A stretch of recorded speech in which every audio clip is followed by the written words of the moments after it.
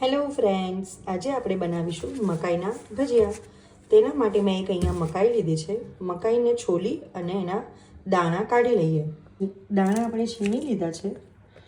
હવે આપણે તેમાં એક ડુંગળી અને 2 લીલા મરચાં નાખી દઈશું.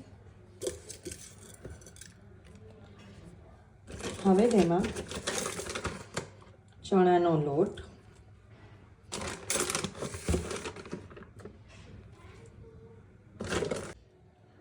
હવે તેમાં ચોખાનો લોટ,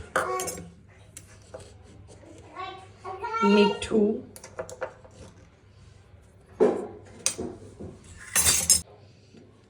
લાલ મરચું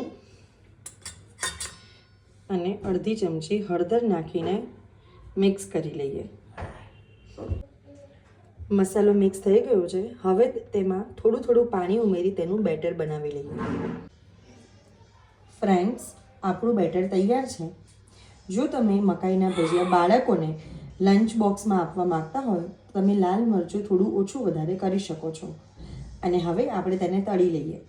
આ ભજીયામાં તમારે ખાવાનો સોડા ઉમેરવાના જરૂર નથી.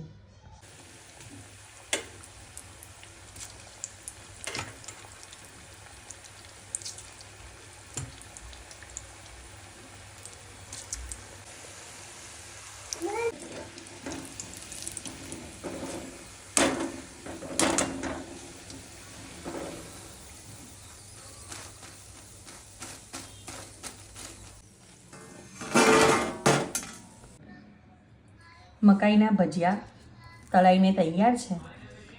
તમે જોઈ શકો છો એકદમ સોફ્ટ બન્યા છે. આ તમે બાળકોને લંચ બોક્સમાં પણ આપી શકો છો. એ આમ સોફ્ટ અને આમ ક્રિસ્પી એવા તૈયાર છે આપણા મકાઈના ભજીયા.